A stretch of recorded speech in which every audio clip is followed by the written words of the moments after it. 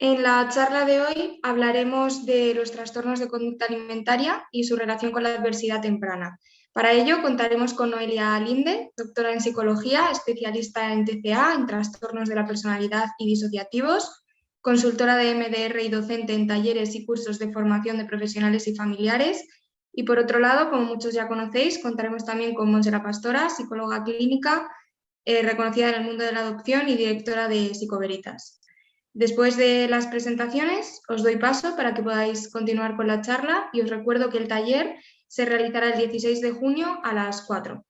Espero que lo disfrutéis. Bueno, pues comenzamos. Os recordamos que esto va a ser grabado, por si alguien quiere quitarse la cámara. Y nada, hoy vamos a hablar de trastornos de alimentación. Va a ser Noelia la que nos va a contar. Yo le haré alguna preguntilla. Sí. Y espero que, como siempre, Noelia es una crack en este tema, es una buena amiga y una buenísima profesional. Y yo te agradezco un montón, Noelia, que estés aquí y, como siempre, dispuesta a aprender. Bueno, pues si quieres vamos a empezar hablando qué son los trastornos de alimentación, porque es como últimamente un concepto muy manido, ¿no? Que todo el mundo habla, pero ¿dónde está la raya, no? A ver, yo voy a empezar diciendo, ¿no?, que los trastornos de alimentación, evidentemente, para mí son un trastorno de tipo emocional, donde nosotros vemos en la conducta alimentaria, ¿no?, esa punta que también se conoce tanto, esa punta del iceberg, ¿no?, con todo lo que hay debajo. Pero yo lo que os quiero comentar que antes que nada un trastorno de conducta alimentaria es un recurso, ¿vale? Es el mejor recurso que la persona ha encontrado para enfrentarse y relacionarse con el mundo. Cuando llevo trabajando en trastornos de conducta alimentaria 23 años. Entonces, cuando yo empezaba a trabajar, evidentemente los trastornos de conducta alimentaria son trastornos de tipo multicausales, son trastornos eminentemente biopsicosociales, ¿no?, donde la intervención psicológica, junto con la intervención nutricional o médica, es como ver esta perspectiva del trastorno. Pero en todos estos años, una de las cosas que más me llamaban la atención, y de ahí la importancia de trabajar los trastornos de alimentación desde modelos de trauma, es que los perfiles, para mí entender, mal llamados crónicos, eran aquellos que tenían una experiencia previa de trauma. Es decir, no es lo mismo cuando nosotros nos enfrentamos con una chica con anorexia restrictiva, con un rol parental, en un sistema familiar donde los padres pues tienen cierta vulnerabilidad, ¿no?, o falta de recursos, o fueron padres muy jóvenes, y incluso con modelos de trabajo donde hay acompañamiento, al tratarse de chicas con perfiles más complacientes, pues desde incluso abordajes, lo voy a decir, desde abordajes más cognitivos conductuales o abordajes más de pautas funcionaban muy bien. Pero cuando nos encontrábamos con personas con perfiles de bulimia nerviosa o trastorno por atracón, en muchos de esos casos veíamos una historia previa detrás, ¿vale? Y muchas de esas historias previas estaban relacionadas con trauma. No solamente con trauma de tipo abuso sexual, que si habéis trabajado o tenéis familiares, el abuso sexual está en un porcentaje elevado detrás de los trastornos de conducta alimentaria, sino también lo que tendría que ver con experiencias de adversidad. Dentro de esas experiencias de adversidad, una de ellas es el abandono. Y en población de adoptiva y en población de acogimiento, el tema del abandono está muy presente, el tema de la huella de abandono, ¿no? Esa sensación, ¿no?, de vacío en etapas incluso preverbales, donde las personas incluso no son conscientes de que llega a esa adolescencia, ¿vale? Y se genera una explosión donde me siento vacío, siento angustia, siento malestar, y la forma de regularse a través de la comida. Si nosotros entendemos la comida como una base reguladora de apego, entenderemos qué sucede en los trastornos de alimentación. Y si nosotros vemos con perspectiva el trastorno de alimentación de esas adolescentes que acuden a consulta entre los 13 y los 25 años, si nos vamos para atrás, en la mayoría de casos ya había signos o síntomas que nos estaban contando que la relación con la comida no era sana. He tenido muchísimos casos donde me cuentan que la niña no comía o había que darle vitaminas, o recuerdo casos que la mamá me contaba que entre ella y la abuela la cogían y le daban la comida con una inyección.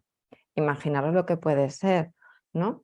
O todo lo contrario, las personas que trabajan en el sistema de protección del menor o que tienen niños en acogimiento o son familias adoptivas, en muchos casos estos niños no han tenido y estas niñas no han tenido una alimentación a demanda. Nosotros sabemos, ¿no?, que la lactancia es a demanda y que la alimentación cuando el niño es muy pequeñito es bastante a demanda. No siempre vamos a hablar de malnutrición o de que hay un problema de cantidad de comida, pero sí que es verdad que no es una comida a demanda, es una comida institucionalizada, es una comida eh, disciplinaria, con lo cual no hay una relación fluida con la comida. En algunos momentos sí pueden incluso haber pasado O hambre. sea, que quizá, Noelia, lo que yo estoy entendiendo es que en este caso la comida no responde a una necesidad fisiológica, sino a unas necesidades institucionales, que luego eso es lo que vemos después, ¿no? Las consecuencias que vemos después. Por eso quizá esta relación con la adversidad temprana es muy importante, ¿no? Porque no solamente eso, un trauma de un abuso, sino la negligencia, padres abandónicos, padres que yo recuerdo una amiga que tenía a su hijo, le estaba embuchando la comida y le decía, me duele más a mí que a ti. Y yo decía, madre mía, trauma para el futuro, ¿no? Uno no dice Claro, nada, pero a eso me refiero, ¿no? Que hay muchas claro. maneras. Hay muchas formas y a mí me gusta mucho como tú también has traído aquí a los cursos a Sandra Baita, me gusta mucho como el concepto, ¿no?, que utiliza, ¿no?, de adversidad temprana. No solamente es aquello que pasó negativo, ¿no?, que esto es pues la negligencia, el abandono, el abuso, el maltrato, los problemas, ¿no?, incluso la pobreza extrema, padres enfermos, toxicómanos, todo esto, sino también lo que no pasó. El abrazo, el beso, la sintonía, la reparación, en definitiva, la seguridad, ¿no? Y cómo en ese proceso, ¿no?, se va forjando nuestro cerebro y tanto en un sitio como en otro, cuando el cerebro no está viviendo las experiencias nutritivas de lo que es esperado, cómo se rompe, ¿no? Y esa ruptura, como es la antesala a la disociación. Los trastornos de conducta alimentaria son eminentemente disociativos, ¿vale? Hay una ruptura mente-cuerpo. Son chicas muy cerebrales, con tendencia a la obsesión, ¿sabes? Todo está en la cabeza y no hay conexión con el cuerpo. Ayer con una chica, por ejemplo, ¿no? Es una niña de 13 años, pues tiene toda su alimentación, ella no siente el cuerpo, ya no es cómo conecto con la emoción, es que yo le ponía las manos y no sentía el cuerpo. Hay una desconexión física. Entonces, imaginaros, ¿no?, cómo puede ser el mundo, no es un lugar seguro. Si yo aprendo a verme a través de los ojos de mis padres, y fijaros de dónde vienen, ¿no?, de estos procesos de adversidad temprana. Si a través de esas conductas de sintonía, de seguridad, que no se han dado en estos casos, a veces de una manera muy traumática y a veces de una forma en donde no hay conexión, no soy vista, porque en muchos trastornos de alimentación, ¿vale?, la invisibilidad es una de las defensas con las que vamos a trabajar, ¿no? Esa niña que no fue vista, esa niña en ese rol parental o incluso cómo se invisibiliza el trauma de abandono. Es una de las cosas que a mí me llama mucho la atención, como incluso compañeros nuestros y compañeras nuestras, Monse, no son capaces de ver que es una experiencia que no quedó allí, es una experiencia que va conmigo. Y esto me lo has enseñado tú, es decir, que no importa el momento en que se da esa adopción, que en el momento en el que yo ya no está ese bebé conmigo y se lo entrego a esa persona, hay una experiencia que tiene que ser terrorífica, tiene que ser de muchísimo miedo, que queda impresa a nivel preverbal. Si a todo esto le vamos Claro, a mí añadiendo... ahí también me gustaría incidir en lo que ha dicho antes, que creo que es de Winnicott, que dice, tan malo es que un niño experimente lo que no tiene que experimentar como que no experimente lo que tiene que experimentar. Sí. En este caso podemos ver familias estructuradas en donde son niños pues, que se les tienen que hacer, por las circunstancias que sea, tareas de padre, cuidar a un hermano, cuidar a... Entonces, eso es una situación de adversidad temprana también, Sí. ¿no? Que desde fuera parece que cuesta más trabajo verlo, pero eso genera trauma, ¿no? Claro, yo recuerdo una chica que tenía 13 años, ¿no?, y falleció su padre. Y su madre pues se cayó en una depresión y se metió en la cama. Entonces, para ella, a partir de ese momento se sintió lo último, soy lo último. No, no solamente es la pérdida de la muerte de mi padre, donde no puedo ser acompañada porque pobrecita mi madre, y de repente yo con 13 años tengo que cuidar a mi madre. Entonces, para ella, o sea, la creencia, en su caso, que reparó muchísimo fue, soy lo último. Imagínate lo que es, si pierdo a mi padre no puedo ni hacer el duelo ni conectar porque tengo a mi madre metida en la cama y luego esa madre cuando se levanta de la cama lo que hace es embutirla. Entonces, claro, es muy importante Sí, o cuál es la... compensar dando cosas, ¿no? Dando Claro, cosas cuando no hay tiempo, por ejemplo, ¿no? claro. Entonces, para mí es muy importante cómo se da esa relación en la comida, cómo son esos momentos a la hora de comer en familia. Si todos y todas pensamos en cómo ha sido en nuestro hogar ese momento de la comida, eso es un buen indicador de la salud emocional que hay en una familia, ¿no? Cuando se habla, se ríe, se conversa, ¿no? Ese tipo de cosas, o cuando es un ambiente rígido, cuando te tienes que comer todo lo que hay en el plato, o estas madres que he tenido yo, que por un lado te hacen una comida súper copiosa, pero estás gorda, a los 2 días te ponen una dieta estricta, ¿vale? Y entendemos que esto lo digo siempre, cuando hablo de familias, lo hago siempre desde el respeto y la compasión de entender que los padres lo hacen siempre como saben y como pueden, ¿vale? Es decir, nunca voy a hablar de amor, voy a hablar de seguridad, ¿vale? Lo importante es que las relaciones familiares, ¿no? El apego entendido Eso como es seguridad. apego, seguridad. Apego, seguridad. Eso no Nada que tenemos ver que con olvidar. amor. El apego, seguridad. Eso es, eso. Entonces, para mí es muy importante, ¿no? Porque yo, todos los padres y madres que he tenido quieren muchísimo a sus hijos, ¿no? No voy de Por esto, supuesto. pero es verdad que no tienen suficientes recursos, ¿no? Para gestionarse, para regularse emocionalmente y muchas veces la forma de regular a los hijos es a través de la comida. Cogiendo los casos que decía antes de estos niños que viven adversidad temprana, ¿vale? Niños o que han estado institucionalizados, que pasan en familias de acogimiento, sucede mucho que se regulan mucho a través de la comida. Es muy fácil que haya conductas impulsivas de atracones, que haya incluso ya el desarrollo de la bulimia nerviosa, como una forma de regularse, como una forma de calmarse y muchas veces de visibilizar. Yo cuando me han venido ese tipo de perfiles con unas historias de chicos o chicas que han pasado el sistema de protección, lo menos importante para mí era el síntoma. El síntoma me estaba contando una historia y para mí siempre es qué suerte que presentas este síntoma que te trae a consulta y que moviliza tu familia o el colegio o el instituto. Y para mí no deja de ser un síntoma que me cuenta una historia. Entonces, lo que hacemos es acompañar y ayudar a esta adolescente o preadolescente a entender por qué, de dónde viene. Yo siempre le pregunto, ¿qué le ha tenido que pasar a esta chica para que la forma mejor que ha encontrado de sentirse bien es así? ¿Qué ha tenido que pasar? Esa es la Claro. pregunta. Por ejemplo, en las personas con sobrepeso o con obesidad Ujú. mórbida, en cuanto rascamos un poco, en esos atracones, bueno, están así por su manera de comer, hay abusos sexuales. Muchas Y veces. para ellos ha sido una defensa de ponerse feas para no Sí, seguir sufriendo esos abusos, ¿no? en muchos casos. Entonces, Muchísimos. es muchas veces, ¿no? Yo creo que los adolescentes, yo llevo trabajando muchos años con adolescentes y yo me siento una privilegiada porque yo creo que es parte de la sensación de sentirte joven porque siempre es su primera vez para todo, ¿no?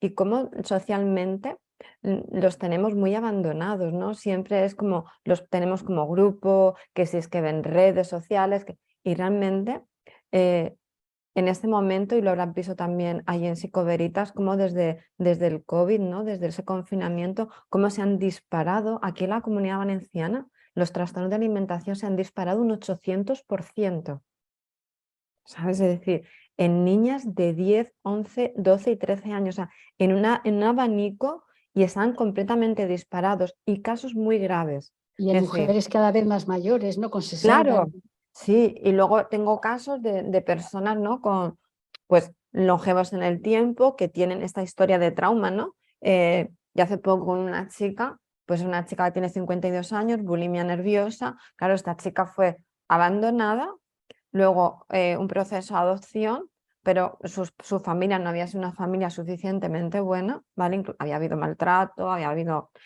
y su pareja había sido una pareja maltratadora. Entonces, la forma en la que ella había aprendido a gestionarse y regularse era con la comida. Es decir, era su momento, ahora en la actualidad no era tan grave, entonces para ella comer era su momento de placer Es decir, cuando muchas veces en los trastornos, sobre todo por atracón, que muchas veces los atracones se van a dar por la noche, cuando ya están solos, cuando ya todo ha parado, es mi momento de placer, donde me calmo, donde siento que puedo hacer lo que... y donde todo se para. En ese momento me da igual absolutamente todo. Entonces es, ¿qué ha pasado en mi vida para que encerrarme a comer grandes cantidades de comida sea el mejor momento del día? Imaginaros, ¿no? O en los casos más restrictivos, que es verdad que a lo mejor hay menos gravedad entendida como los traumas habituales, ¿no? de maltrato físico, verbal o sexual, pero ¿qué tiene que haber pasado para que una chica, normalmente son chicas, también hay chicos en la actualidad, sienta seguridad no comiendo? Va en contra del principio de conservación y de supervivencia. Imaginemos cómo esa sensación de vacío me da seguridad, control, empoderamiento, ¿no? Esa sensación de poder, de euforia. Lo único que pueden controlar, ¿no? Lo único. Es decir, ante ese ambiente, ¿no? de inseguridad, de hostilidad, esto lo puedo controlar. Cuando no me he sentido segura en la infancia ni en la niñez, el control es esa pseudo seguridad, ¿no? Entonces, en población general, cuando yo trabajo con cualquier otro perfil que no es de trastorno de alimentación y yo puedo instalar, ¿no? o trabajar la creencia de yo controlo, tengo el control. En trastorno de alimentación jamás voy a trabajar el tengo el control, porque es verdad, patológico, pero es verdad.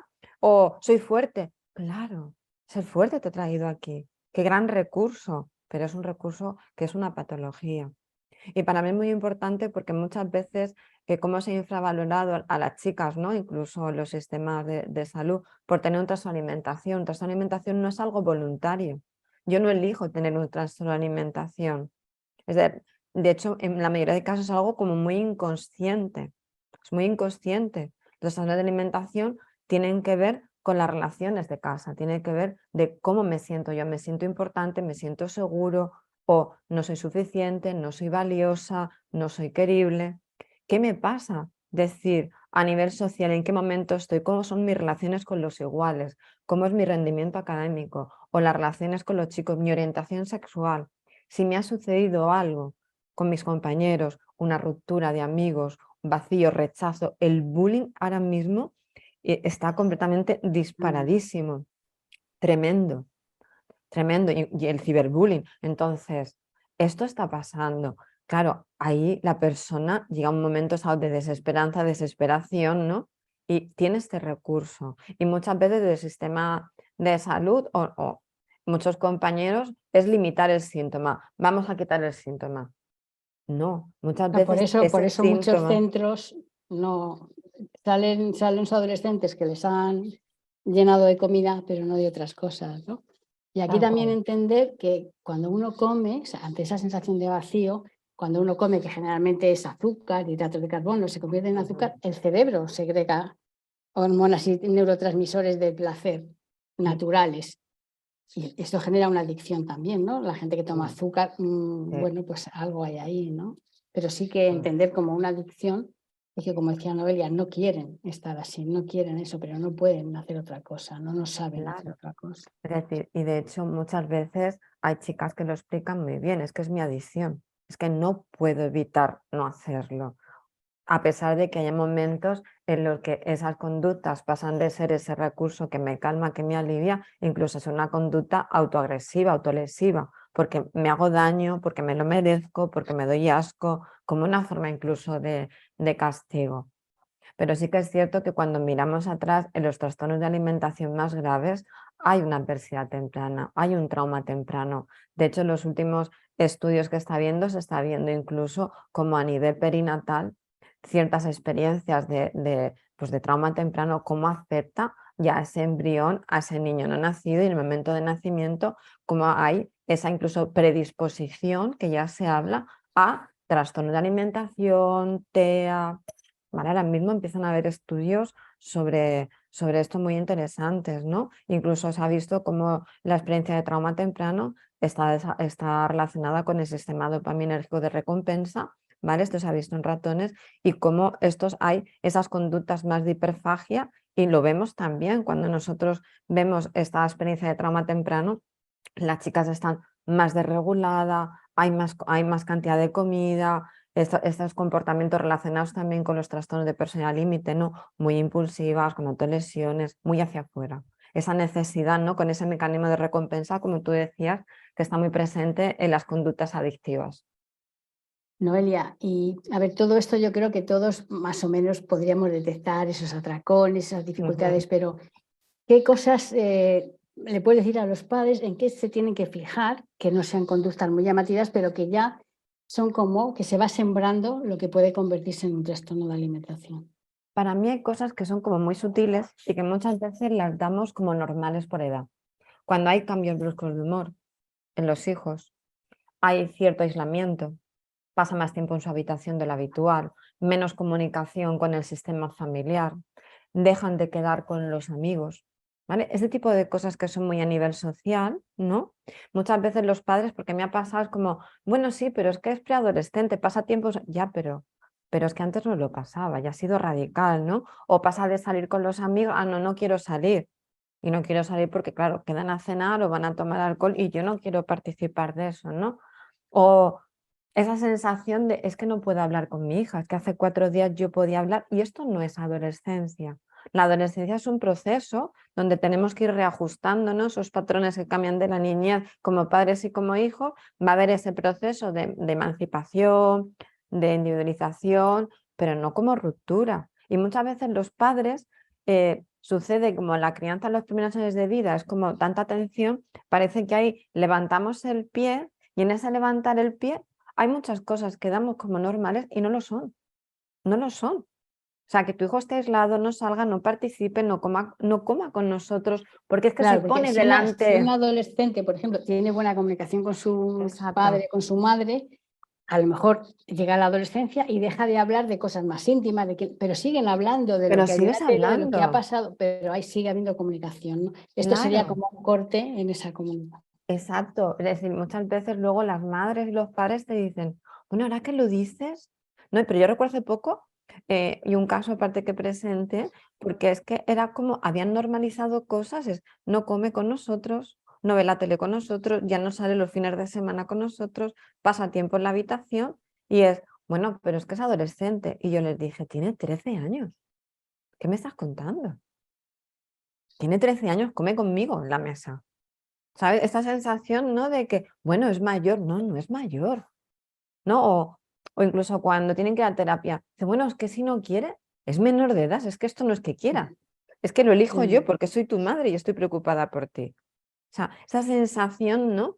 De dejación, de bueno, no, hay ese tipo de cosas que son sutiles porque ya no es falta comida en los armarios, se pone a llorar delante del plato de comida, mamá, ¿cómo me queda la ropa? Esto es como muy evidente, ¿no? Los cambios de peso, si falta comida en los armarios, la restricción, ¿no? O ahora quiero ir al nutricionista.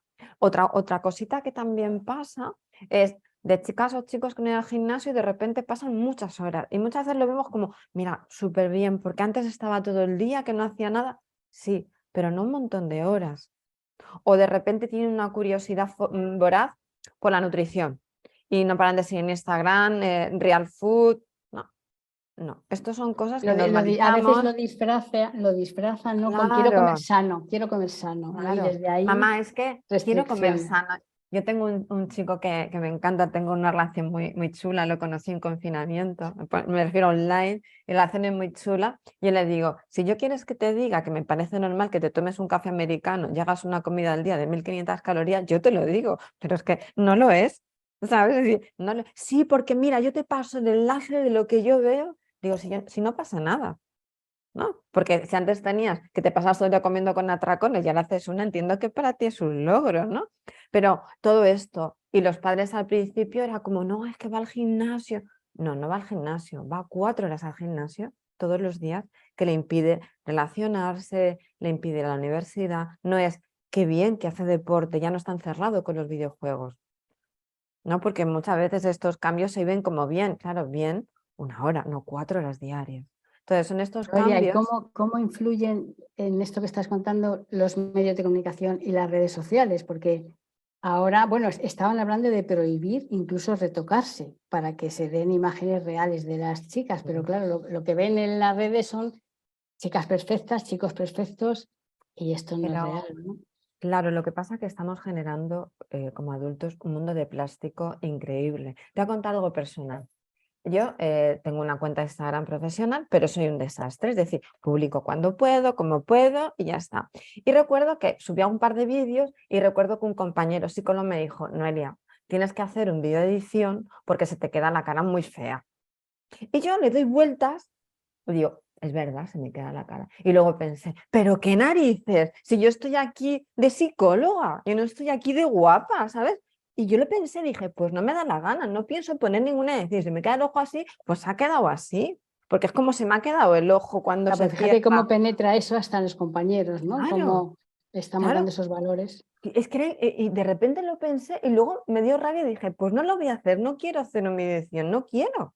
Sí, ¿qué problema? Yo no estoy aquí vendiendo imagen, ¿no? Si estoy hablando de algo, estoy hablando de algo. Entonces, una cosa es el autocuidado, es verdad, todos nos gusta tener a alguien delante que se cuida, que tú ves a alguien que tiene un aspecto afable, agradable, cercano, suficiente.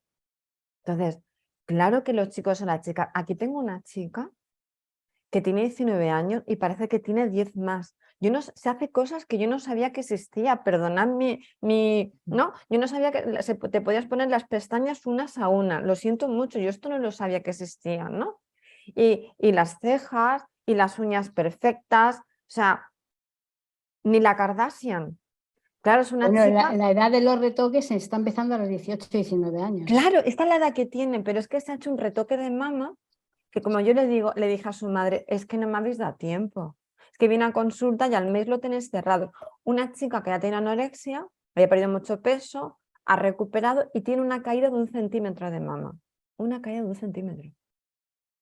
Pues le han hecho una reconstrucción y le han puesto una prótesis y la madre me decía, bueno, Noelia, así parará. Y le dije, no, no va a Todo lo parar. contrario, todo lo No va a contrario. parar. Entonces, claro, y cada 2 o 3 meses se pone un tratamiento de ácido hialurónico en los labios.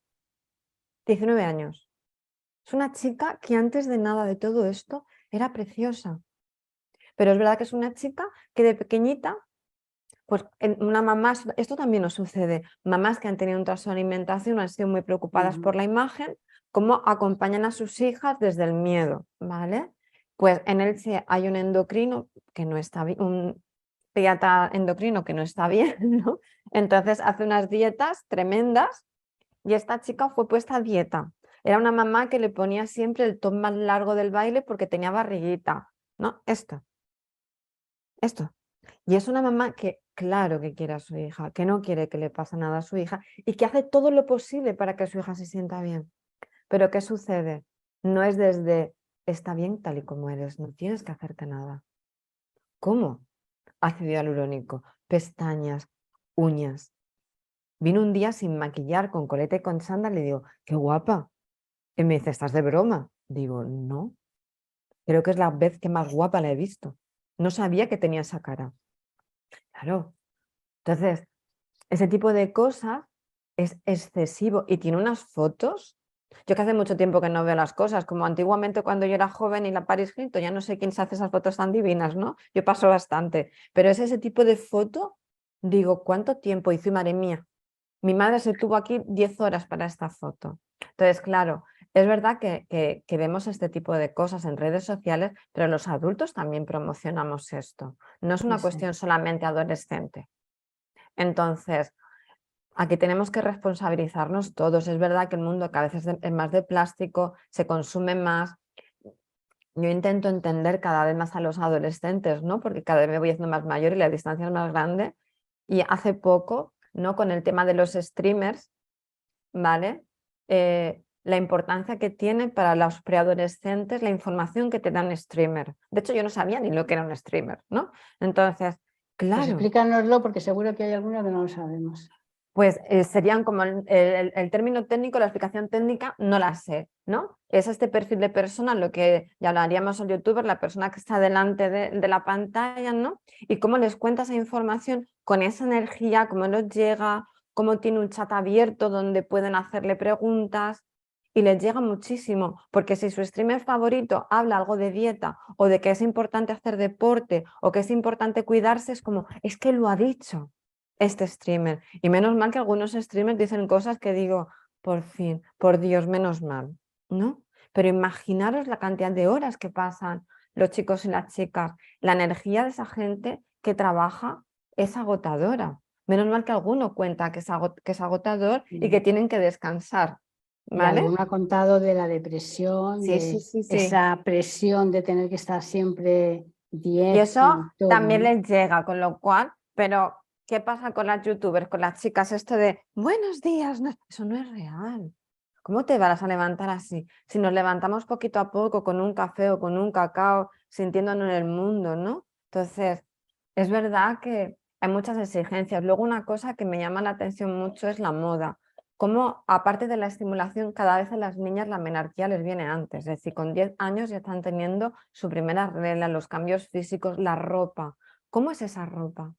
Esa ropa es una ropa que ya siendo niña es una ropa de adolescente. Hace poco un niño de 13 años me decía que su padre le había hecho una tarjeta monedero, así cuando iba al centro comercial, su padre le ponía dinero, si le faltaba le añadían más. Y le dije, eso es adulto. Si tu padre te da 10 euros, te tienes que gestionar con 10 euros. Como, ¿sabes? Pero son los padres lo que no, así si se gasta. ¿Cómo que tiene dinero para ver qué se gasta un niño de 13 años en el centro comercial?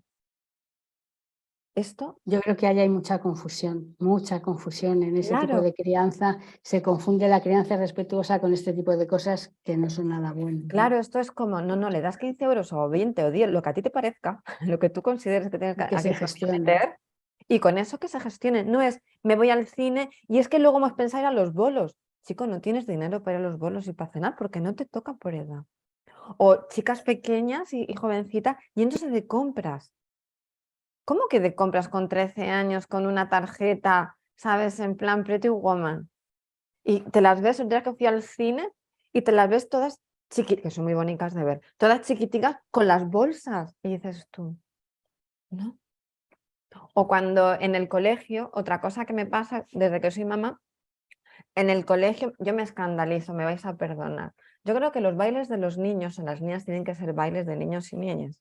No tengo nada en contra de Shakira, no es nada personal, pero ¿qué hace una niña de 5 años con un baile, con una ropa, emulando un baile sexual adulto? No le toca. Y ese tipo de cosas desde el mundo adulto también se promocionan. Entonces, para mí, el tiempo de TikTok, el tiempo de, y sobre todo TikTok que se consume en edades muy tempranas, Instagram, la importancia que tiene para los chicos o para las chicas los likes. Tú pones una foto y nadie te pone nada y te hundes en la miseria, porque es que ningún amigo me ha dicho nada. Esto es como dice una compañera mía, como antiguamente cuando tú te comprabas un vestido y le decías a tu amiga, ¿cómo me queda? ¿Te gusta? ¿No? Pues es que esto ahora es público. Hemos pasado de tener relaciones íntimas, personales, privadas, a relaciones públicas. Yo me voy de viaje y yo no subo ninguna foto en Instagram, no me interesa. Aparte que no tengo Instagram personal, pero se me va una foto como mucho se la mando a mi madre. ¿Sabes? Esto de esa publicidad. Hay gente que se ha llegado a matar por hacerse una foto en un sitio. Mucha. Claro. Entonces es esto de lo que hablamos, ¿no? Es decir, ¿y qué se consume, no? ¿Cómo hay ese consumo pues de nutricionistas, de deporte, de ropa, ¿no? Esto es muy importante. Yo siempre tengo curiosidad por entender, oye, ¿qué estás viendo en redes? ¿A quién sigues? ¿Cuál es tu streamer favorito? Porque sé por dónde va a ir tu grupo de música. Es muy importante, igual que tú que sabes mucho de Teraplay, igual que cuando un niño no dicen que te invita a jugar, te está invitando al mundo. Cuando tú entras en ese mundo adolescente de música, de redes, estás entrando en su mundo porque estás conociendo dónde está. Y esto es muy importante, no desde el rechazo. A mí me puede no gustar el reggaetón, pero a ti te gusta, ¿qué escuchas? Pásamelo. Y ya también se lo digo a los padres, no es que no me guste, no, que te cuenten, participa, pero hay que poner límites y dar estructura. Absolutamente. ¿Qué comentarios y qué cosas no se deben decir nunca, ¿no? Por ejemplo, cuando te dice, es que yo estoy gordita y la madre dice, pero si estás guapísima, que eso no sirve para nada, ¿no? ¿Qué cosas no hay que decir, qué cosas A hay que ver, yo decir. creo que cuando no está el trastorno, evidentemente vivimos en un mundo donde la imagen, el outfit, ¿no? Como dice la gente joven, ¿no? La imagen es algo muy importante y siempre va a haber referencias, ¿no? Cuando eres más joven que guapa y cuando te haces mayor parece que entras en la era de conservación, que bien te conservas. Esto no se pasa nunca, esto está siempre. Pero claro, cuando tenemos un trastorno de alimentación, lo que no vamos a entrar es en bucle, ¿no? Cuando una hija te dice seguro que he engordado o estoy más delgada, ¿no? Es como, hay cosas de decir, cariño, aquí no voy a entrar, ¿sabes? Ay, cuando hablamos de esa aceptación, yo te veo bien, el vestido es bonito, te queda bien, pero no vamos a entrar en esa lucha porque no están ahí.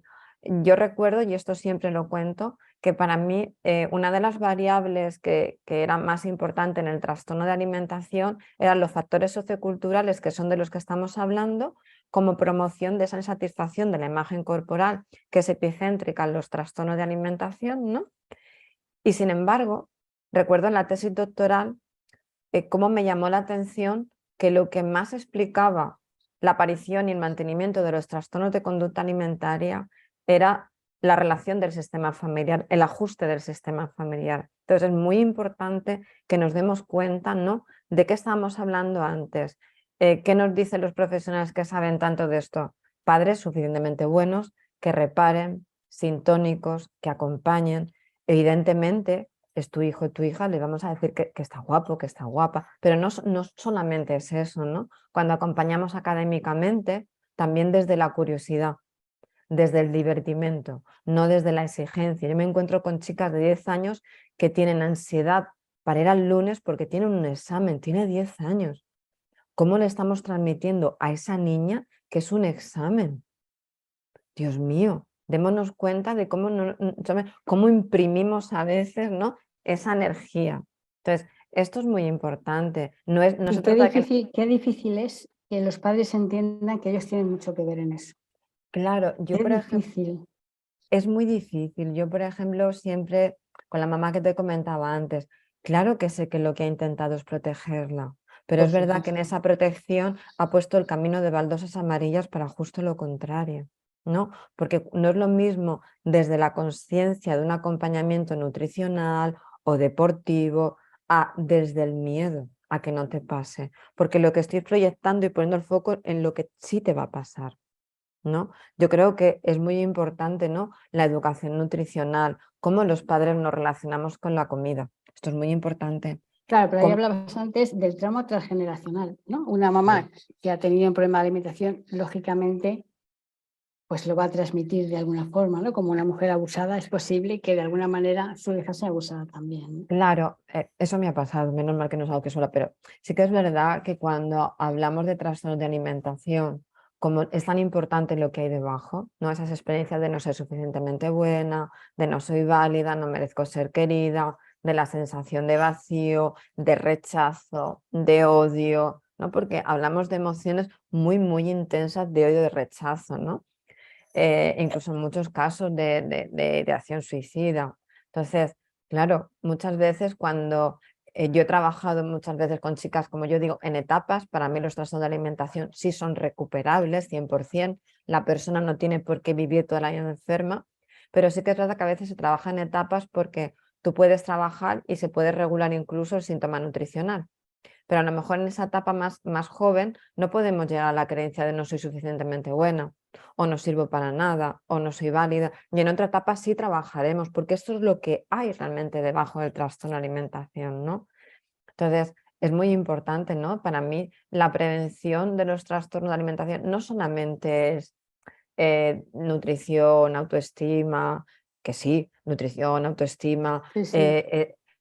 todo el O tema sea, no de hay los un factor factores. único, pero hay Claro, no, muchas por eso cosas hablaba que al también. principio de que los trastornos son multicausales, sí, pero la protección que pueda un sistema familiar es, como dice la gente joven, brutal. ¿Por qué? Porque si no, todos tendríamos un trastorno de alimentación, todos estamos influidos y todas influidas por lo que pasa. Es verdad que dependiendo de la profesión y dependiendo de la vulnerabilidad, vamos a estar más expuestos. Por eso, si ya venimos con un proceso de trauma temprano, nuestra exposición a lo social, ¿no?, o al rechazo o al acoso escolar o a cualquier sensación de vacío va a precipitar, no solamente va a ser el sobrepeso como se pensaba antes, ¿no? Factores de riesgo, ser una chica, ser obediente, sobrepeso, desde la primera menarquía, la familia, la madre. Sí, claro, pero no solo. También nos encontramos con esos procesos, ¿no? De trauma temprano, que a lo mejor son más sutiles, como tú decías antes, ¿no? Pero que también se dan. Entonces, a mí me gusta mucho la actriz Kate Winslet, ¿vale? No sé si lo he pronunciado bien, la actriz de Titanic, me gusta mucho. Y es verdad que a nivel social, ¿no? Ese impacto que hay, esa exigencia que hay sobre las mujeres es real. Y dependiendo de las profesiones, pues muchísimo. Pero no solo. No solo la familia para mí no solamente es el núcleo, ¿no? donde emergemos, sino tiene que ser un lugar de seguridad, ¿no? Y mediador frente al mundo. Eso es muy importante que nosotros lo tengamos claro como familias. Podemos hacerlo muy bien y que el chico tenga un trastorno de alimentación. No estoy diciendo Sí, sí, que sí, esto por no supuesto, pase, por ¿eh? supuesto, por ¿Vale? A mí, supuesto. claro, pero si nosotros estamos suficientemente conectados y la chica tiene el trastorno de alimentación, no va a ser un trastorno de alimentación largo en el tiempo, ni grave, ni con complicaciones. ¿Qué le dirías a los padres, Noelia? ¿Qué recomendaciones de hacer, de no hacer, de observar, no observar? Un poquito en resumen. A ver, yo creo que para mí siempre, cuando hago talleres para padres, algo que sí que me gusta, aparte de la psicoeducación, que entiendan qué es el trastorno de alimentación, que puedan llegar a ver que es un recurso, ¿no? Que entiendan que es el mayor miedo, ¿no? Estas chicas se enfrentan al mayor miedo un número de veces al día dentro de un sistema familiar, ¿no? Y siempre les digo, ¿cómo sería para vosotros enfrentaros a algo, imaginaros que os da miedo? Pues a esto todos los días. Es decir, que puedan entender ese impacto, ese miedo, ese sufrimiento. Es importante que también entiendan que los trastornos de alimentación se pueden recuperar, porque muchas veces cuando hay ese diagnóstico ya hay como el sistema familiar, ¿no? Se termina de desregular, de descomponer, porque es como esto ya es para toda la vida, es que ya mi hija nos ha roto y no, es el recurso que tiene. Se está dando visibilidad y es una gran oportunidad para todo el sistema familiar para reajustar, para vernos, para mirarnos. Si hemos dejado de sintonizar, para resintonizar. Yo siempre lo planteo con los padres como esto es un proceso duro, pero juntos, todos como equipo, podemos hacerlo. Para mí es una oportunidad de resintonizar, pero sí que es verdad que tenemos que tener papás situados y que entiendan que forman parte principal e implicada en el proceso de intervención. No con todos va a ser posible, pero, ¿vale? Pero con los que sí se pueda es muy importante que entiendan también, a mí me gusta mucho trabajar con ellos y que entiendan también el sistema de apego, la importancia que estén allí, ¿no? Que activen esa curiosidad, esa compasión. Porque es verdad que ser padre y escuchar y no decir es muy complicado, pero es que hay momentos de estar, ¿no? Como en el cuento este del conejito de estoy contigo, de permanecer a tu lado, es incluso decirte, cariño, no sé ni qué decirte, pero estoy aquí. Esto es mucho más importante que siéntate, come, ¿no? Como yo tenía padres, ¿no? Esos son mis primeros casos, yo le compro 200 gramos de carne delante de ella, lo de la carnicería, y se lo pongo y se lo tiene que comer. ¿De qué le sirve a esa chica comerse esos grandes delante de su padre llorando? Es decir, es mucho mejor que salga con mi hija, que dé un paseo, que le dé un abrazo, que le diga que estoy ahí. Le puedo decir que tengo miedo como ella, que a lo mejor no lo he hecho bien. Esto es muy importante, ¿no? Muchas veces se produce, evidentemente, la relación con los hijos en jerarca, yo te cuido, ¿no? Pero muchas veces se produce el que yo también lo estoy pasando mal, yo también tengo miedo, me preocupa, ¿no? Esto es muy importante, incluso si necesitan hacer trabajo de autocuidado, ¿no? Autocuidado de sentirse bien, ¿no? Que mantenga relaciones con los amigos, de pareja, ¿no? Para mí es muy importante, porque muchas veces cuando llegan las chicas con el trastorno de alimentación vemos que hay muchas áreas del sistema familiar que no está funcionando bien, ¿no? El individual, no hay autocuidado, o la pareja que tiene poquito tiempo, ¿no? Y luego, claro, en el sistema de padres muchas veces se va a disparar todo lo que no está colocado. Entonces, muy importante ese autocuidado, esa gestión y esa regulación, ¿no? O sea, no solamente cuando hay un proceso terapéutico es la chica, ¿no? Es todo el sistema el que de alguna forma vamos a necesitar que acompañe, y cada uno a su ritmo, Es decir, yo siempre respeto el ritmo de la familia, no todos los familiares van a entrar igual, hay familias que me dicen, yo no estoy preparado para esto, fenomenal, pero sí que tiene que tener conocimiento, o yo le voy a decir a la chica, mira, en un caso real, mira cariño, tu papá ahora mismo está completamente bloqueado, es incapaz. Igual que te pasa a ti en otras cosas, papá está tan asustado que ahora mismo es incapaz. Pero ya le estoy diciendo que papá es incapaz. La chica ya se siente vista, ve que papá está asustado. Y esto es muy importante. No cuando hay este sistema, no, de que me enfado, la culpa la tienes tú, porque fíjate cómo estamos por tu culpa. No vamos a culpabilizar, a los padres tampoco, por supuesto, pero a las chicas tampoco. Ni poner todo el foco en el síntoma. Yo creo que sería un error, ¿no? Por mucho susto, salvo que la chica tenga 35 kilos y que haya que plantearse un ingreso hospitalario, obvio, no vamos a plantear el tema de ¿qué has comido? ¿Qué no has comido? No, no. ¿Qué tal el Noelia, día, en tu cariño? experiencia, no sé si esto es, todo es una obesidad temprana, pero ¿alguna diferencia o característica especial con adopción y trastornos de alimentación?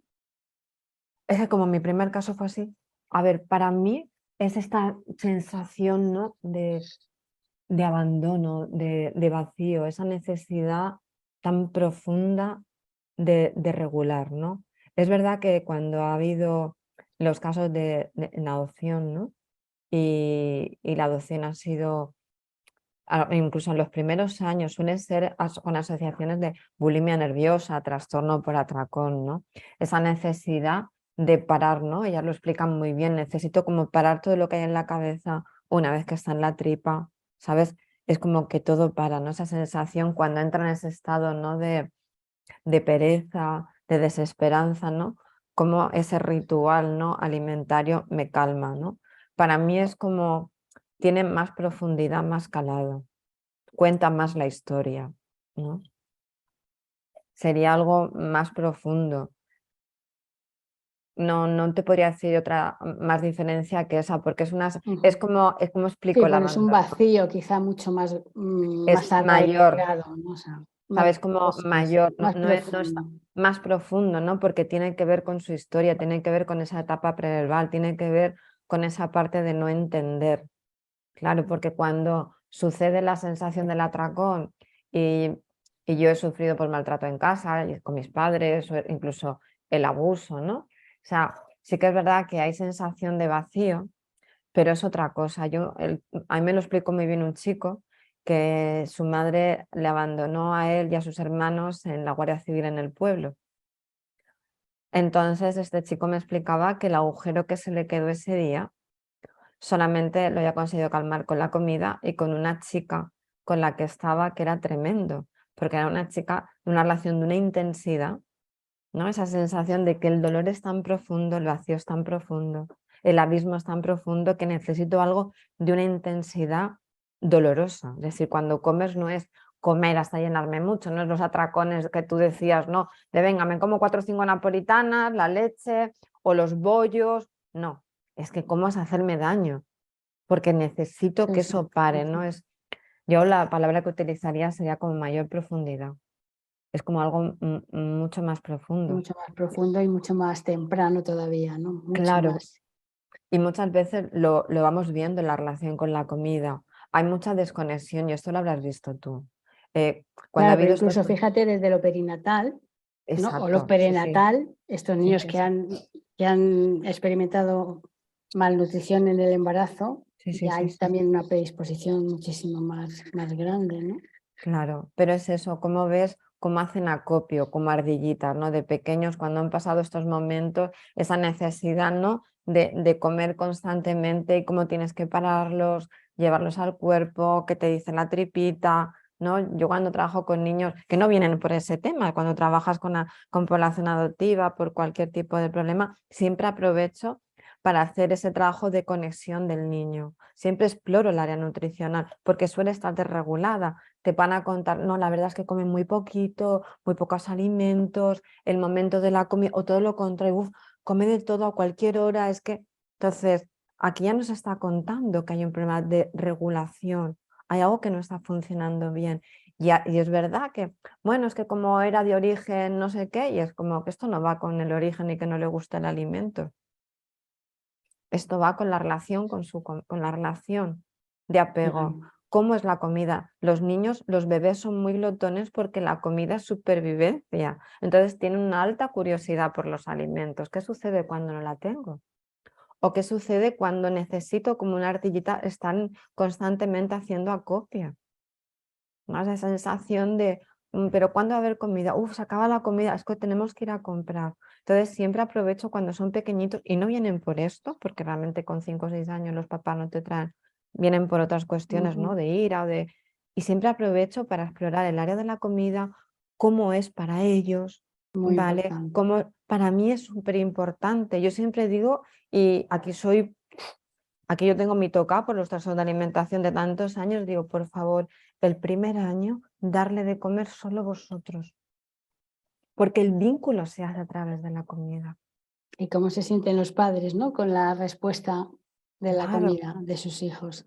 claro. Entonces es tan importante cómo la acompañas, cómo regulas, cómo estás haciendo, ¿no? Ese acompañamiento, porque claro, y es lo que digo, muchas veces se normaliza, claro, como no, igual que otras cosas, pero estamos en el tema de la comida, no normalizar, acompañar, llevar a los chicos, a las chicas al cuerpo, ¿no? ¿Y qué notas? ¿Y qué sientes? Tú que trabajas en trauma como yo, lo importante de poner palabras, cariño, te veo cansado, ¿cómo sientes que has comido? Yo te noto, ¿no? Esto es muy importante. Trabajar en esa desensibilización, con el juego, con el alimento, sobre todo en este tipo de población, los primeros años de vida, porque o bien estamos súper mentalizados con trauma de abandono o estamos completamente desconectados, ¿no? El punto medio Sí, nos sí, sí, cuesta sí. mucho, ¿no? Pero Bueno, sí que es importante. pues estupenda presentación, Noelia. Yo me quedo con dos cosas. Una, que también digo mucho en el grupo y en todas partes donde voy, estar, hay que acompañar emocionalmente, hay que estar, aunque solo sea a 1 metro de distancia sin hablar, hay que, ¿no?, hacerse visible.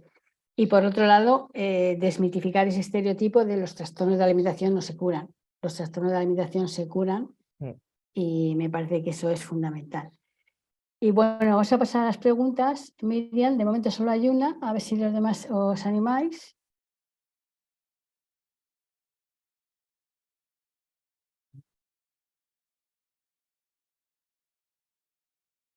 Vale, Miriam, ¿empiezas a leer las preguntas, por favor? Sí. Dicen, mi hermana de 35 años tiene cáncer. Los doctores le recomendaron mejorar su alimentación. Ahora tiene una discapacidad y mis padres la alimentan. Ha subido casi 30 kilos. Creo que comparan la comida con cuidado o amor. Les he dicho durante años que lo que hacen está mal, pero no lo entienden. ¿Qué puedo hacer? Buah.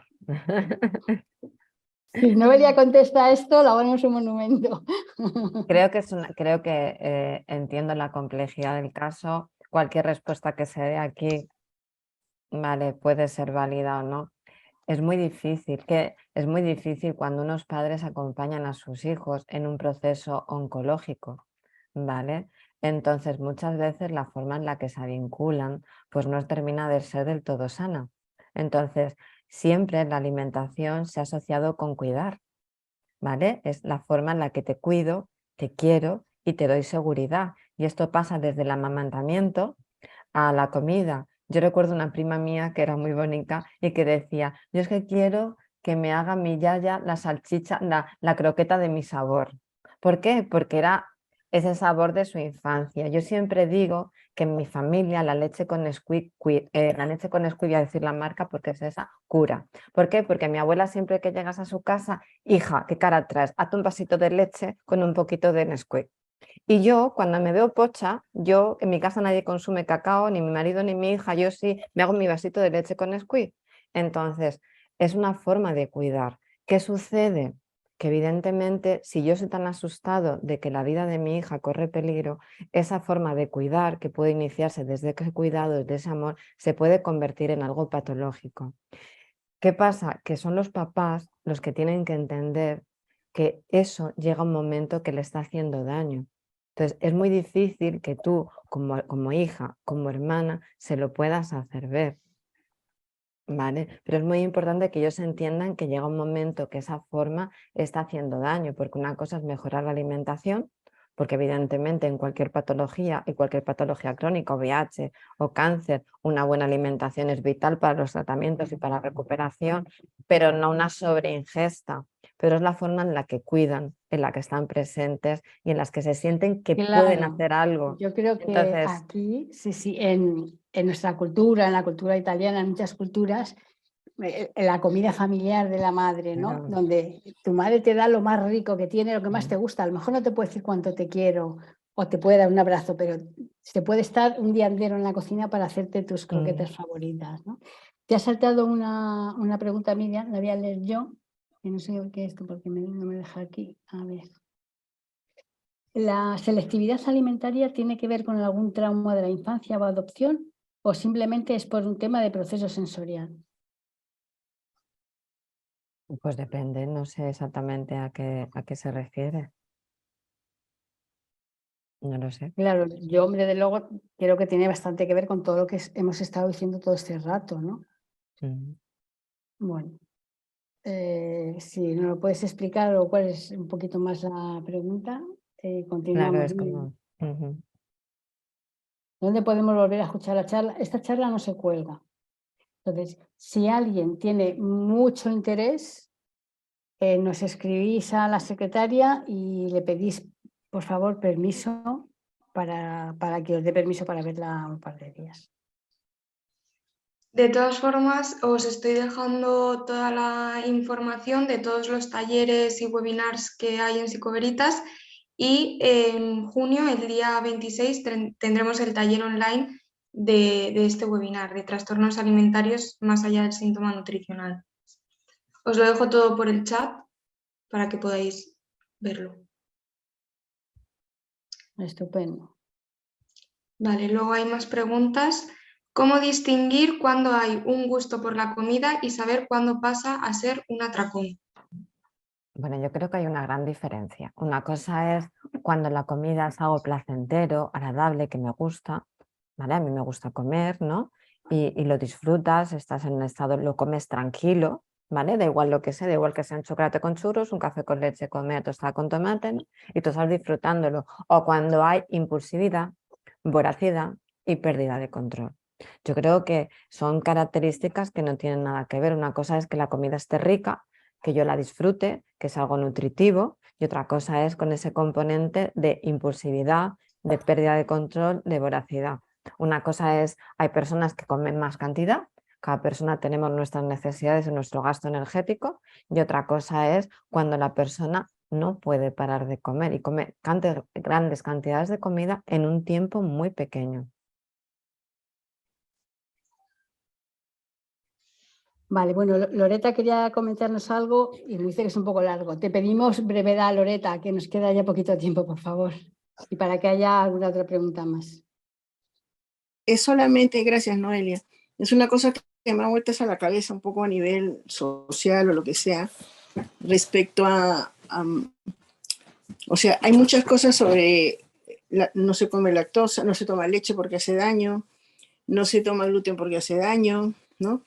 Con personas o niños, etcétera, que realmente no son ni celíacos, ni tolerantes al gluten, ni tolerantes a la lactosa. Entonces hay como una educación bastante restrictiva últimamente, también de moda, ¿no? Que de alguna manera lo tienen los padres y lo van inculcando a los niños, que puede ser también otra de las causas que hacen que cuando se hace adolescente o haya una versión de bulimia, voy a comer todo lo que no he podido comer, o acostumbrar al cerebro a comer tan restrictivamente, ¿no? Porque aparentemente todo hace daño. A ver, Totalmente de Sería acuerdo. otra. No. claro, lo que pasa es ¿Mm? que es dependiendo cómo se ofrezca. Es decir, yo, por ejemplo, tengo amigos o amigas que tienen un sistema de alimentación vegano, ¿vale? Es Mm. su decisión, y esto no conlleva ninguna restricción. Es decir, una cosa es que no coma carne, pero vamos, que comen de todo y no... O sea, y el niño lo ves comerse su bollo, si se tiene que comer su bollo, que sí, que a lo mejor se lo hace de espelta, pero es que depende. Una cosa es, como decíamos, cuando se disfraza lo saludable, ¿no? Cuando alguien, hay chicas con trastornos alimentarios que de repente son veganas o vegetarianas o de repente no toman gluten, porque claro, al no tomar gluten, pues ya me estoy quitando el pan, los bollos, ya es como, no, es que tengo un problema de celiaquía y ya me estoy quitando todos los hidratos de carbono, ¿no? Yo creo que al final es como todo.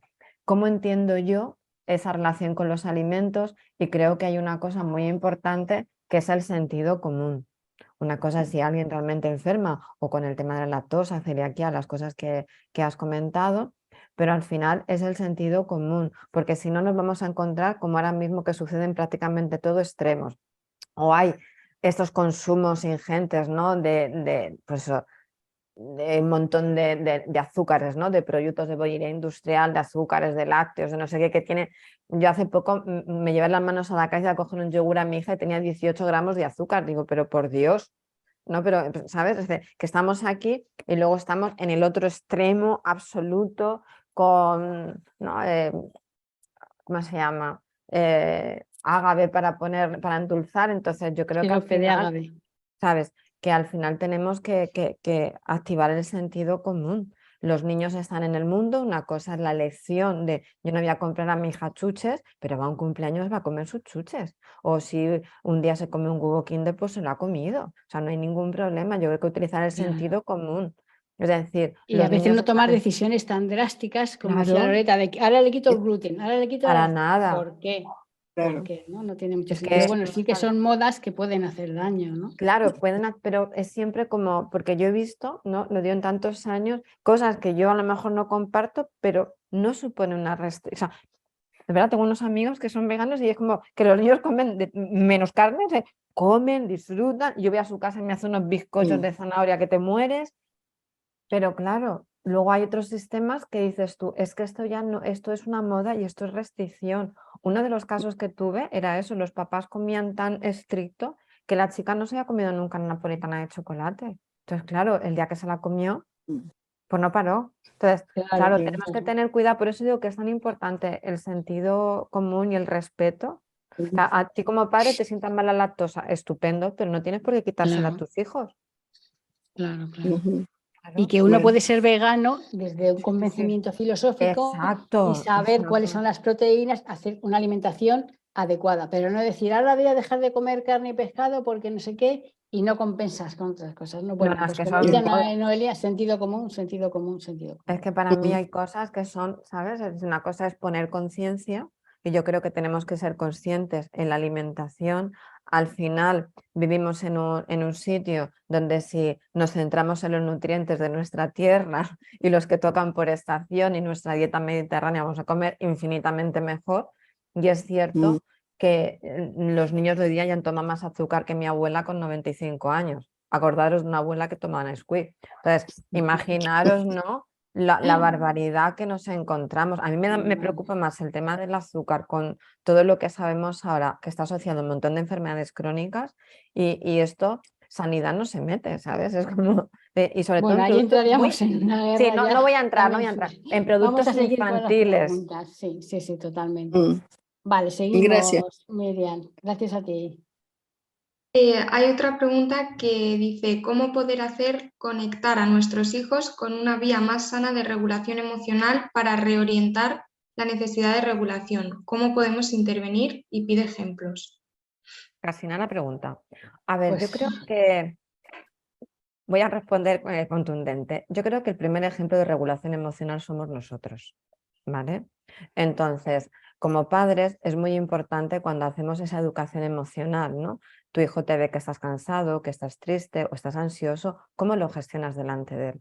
Hace poco, le pongo un ejemplo personal, mi hija tenía que ir al dentista y encima le hicieron 2 empastes, entonces su odontopediatra, que es fantástica, me senté con ella, le puse la mano en el abdomen y hinchamos globitos, entraba el aire por la nariz, salía por la nariz y yo estamos hinchando globitos. Y mi hija salió muy relajada, la odontopediatra qué bien. Y entonces me dice mi hija, ay mamá, es que estabas tranquilita. Le dije, no, no es verdad, mamá no estaba tranquilita. Mamá lo estaba pasando mal, pero yo en esta situación tú me necesitabas. Entonces, como tú me necesitabas, mamá contiene y te acompaña. O sea, no se trata de presentar un padre o una madre que es Wonder Woman, sino una persona que puede expresar y puede regular. En otra ocasión me dice, ay mami, es que estaba nerviosa. Digo, yo también estaba nerviosa. O yo también estoy preocupada, ¿no? Yo recuerdo en confinamiento, como muchos papás, no, mi hijo, mi hija no ha notado nada de cómo estaba. Digo, no, digo, mi hija sí, sabe que estaba preocupada o que estaba triste. Yo creo que es muy importante, yo estoy con la emoción y puedo sentir emoción y la comparto contigo. Es muy importante cómo nos regulamos nosotros, porque vamos a corregular a nuestros hijos y somos modelo de regulación. Si nosotros hemos acompañado desde chiquititos en este proceso de sintonía, en ese proceso de presencia, hemos sido accesibles, han visto cómo nos regulamos, somos un modelo de regulación. A veces los papás no nos damos cuenta de que también nos relacionamos con la comida de una forma ansiosa, o no, o restrictiva, o no, pero sí que es muy importante ese acompañamiento hacia el hijo, dar recursos de regulación en nosotros mismos y luego con ellos. La comida es súper potente. No hay ninguna droga que calme tan rápido como calma la comida. Ni he conocido a nadie que se sienta tan empoderado, tan eufórico, tan seguro como una chica con el estómago vacío y con 30 y tantos kilos. Imaginaros lo potente que es esto. Pero ¿qué ha tenido que pasar para que mi hijo o mi hija llegue ahí? Entonces, es muy importante que ese camino es terapéutico. O sea, ya no es solamente yo como mamá o yo como papá, ¿qué puedo hacer? Otra cosa es si ha empezado, ¿no? Es decir, si mi hijo o mi hija ha empezado con esa sintomatología o veo que come más, bueno, entonces me puedo sentar con él, puedo explicarle las cosas, pero siempre yo como modelo, ¿sabes? Siempre yo como me regulo, porque es que somos el mundo en el que se ven y ayudarles a regularse. Creo que es muy importante este proceso de, primero nosotros nos autorregulamos, corregulamos a nuestros hijos y les acompañamos en su proceso. No, por mucho que Claro, y hablemos también yo creo que esto que dice Noelia está bien, pero una estación así donde hay que reconectar, esto es con un proceso claro, terapéutico por eso he dicho, de eso es tiempo, terapia, de claro. tiempo. Esto no es una cosa Por banal. eso he dicho una cosa al principio, pero cuando ya hablamos esto ya es psicoterapia. Y una cosa, yo digo que los trastornos de alimentación se recuperan, pero también es verdad que a diferencia de mis compañeros, yo tengo una paciencia especial como terapeuta. ¿Por qué? Porque muchos compañeros míos se ponen nerviosos cuando me supervisan casos de trastorno de alimentación porque llevan poco tiempo y yo es que trabajo con trastorno de alimentación un mínimo de 2 a 4 años de intervención terapéutica. ¿Vale? Entonces es verdad que yo tengo una paciencia que cuando me supervisan muchos compañeros digo, pero si lo estás haciendo fenomenal, pero es que el proceso no va más rápido. Es que imaginaros toda la estructura que se ha creado, qué recursos se ha creado durante cuánto tiempo. Entonces, claro, pero sí que es Vale, verdad que desde ahí. avanzamos. Miriam. Preguntan por la moda eco, que si está provocando problemas de alimentación graves en adolescentes y que si se están obsesionando demasiado con este tema. No sé qué es la moda eco. Productos ecológicos, Eso, supongo. De pues hecho, igual que lo los otro. estudios que hay son iguales. O sea, nutricionalmente y todo es igual. Entonces, lo que pasa es que a lo mejor puede ser un síntoma previo a todo lo que viene Claro. después, ¿no? Al Pero final es cuando hablamos del disfraz, es decir, es esa forma donde se proyecta o se desvía, ¿no? ¿Vale? Ese tipo de alimentación. Es lo que aquí hablaba, son podríamos esos hablar a lo cambios. mejor de ortorexia, ¿no? Claro, es Cuando se decir, obsesiona con todos los productos, tienen que ser sanos. Y sí, sí, ahí sí, ya, sí. cuando hay una obsesión, ya hay un problema. Voy a Claro, leer una pregunta, Miriam, que nos hemos saltado. ¿Cómo poder...? Ah, no, este no era. Buenas tardes. Un niño de 7 o 8 años que pide comida cada 2 horas, especialmente dulce, que cosas dulces. A ser posible que parece que se queda saciada, pero que vuelve a pedir al poco. ¿Los padres debemos de crear una rutina sana?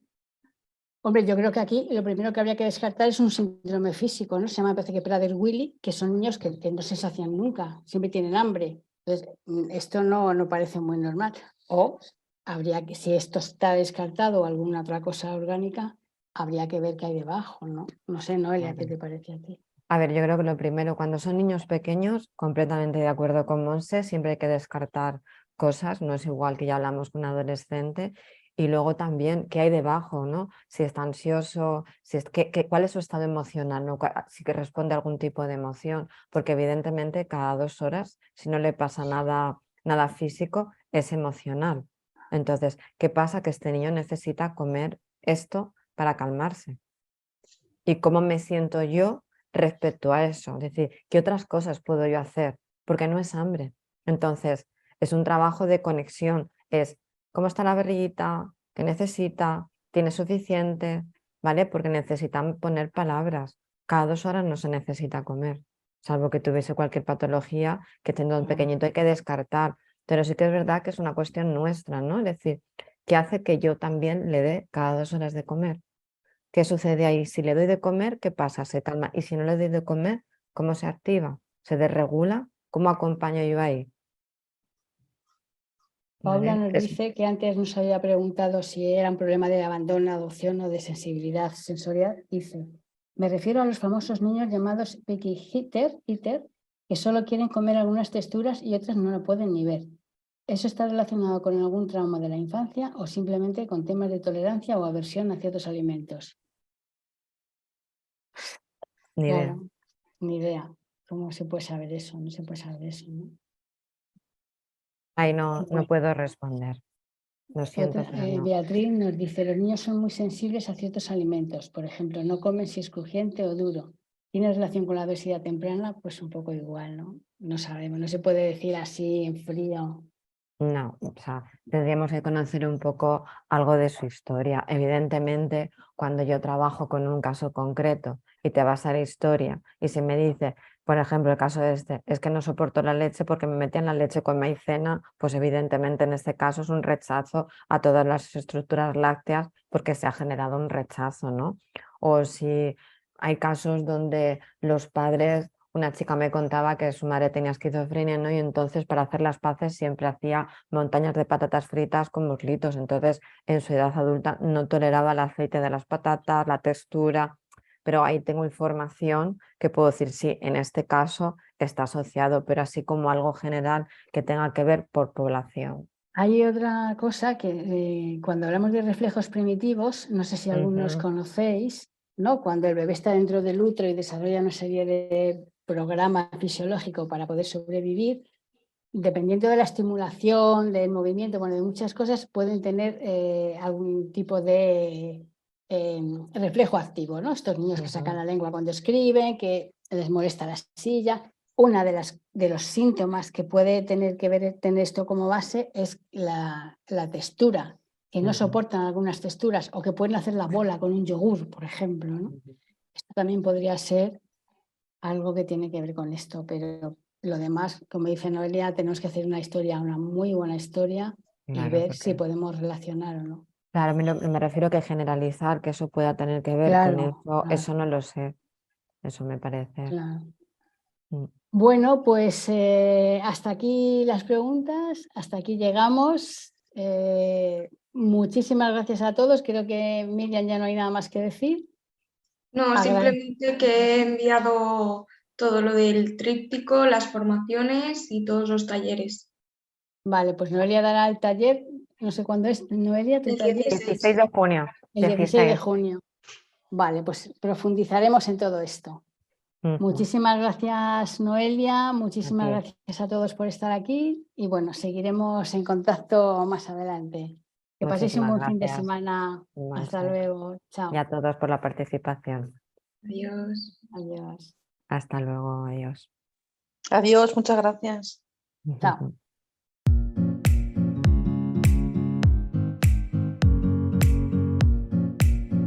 Puedes seguirnos en nuestras redes sociales y si quieres compartir algo con nosotros, menciónanos con el hashtag Psicoveritas.